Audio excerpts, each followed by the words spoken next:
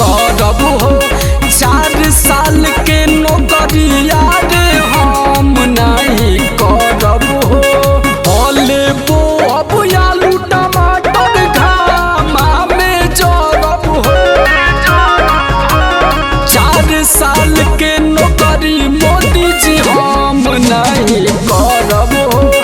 Army वाला नौकरी मोदी जी हम नहीं करब हो।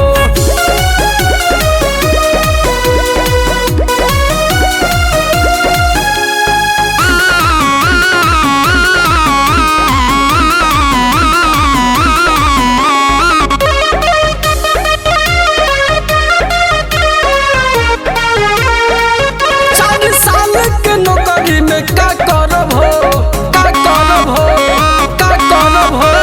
घर देहिब का धरब हो। 4 साल के नौकरी में का करब हो, का घर देहिब का धरब हो। भरल जवानी में अपना के रिटायर कैसे करब हो। 4 साल के नौकरी मोदी जी हम नहीं करब हो।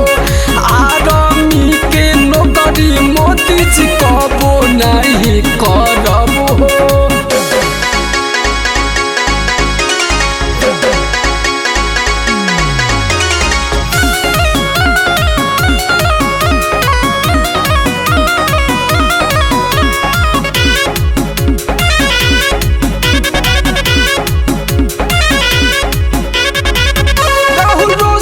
सबके बतावताटे झूठे रलिया या गड़िया फुकात बाटे। राहुल रोशन सबके बतावताटे झूठे रलिया या गड़िया फुकात बाटे। बोले कुछ करो मोदी जी गोड़ हम धरब हो।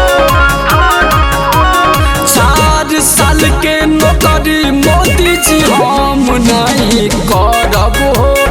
आर्मी के नौकरी मोदी जी हम नहीं करब हो। भले बो अब आलू टमाटर घामा में जरब हो। 4 साल के नौकरी मोदी जी हम नहीं करब हो। 4 साल के नौकरी मोदी जी केहू नहीं करी हो।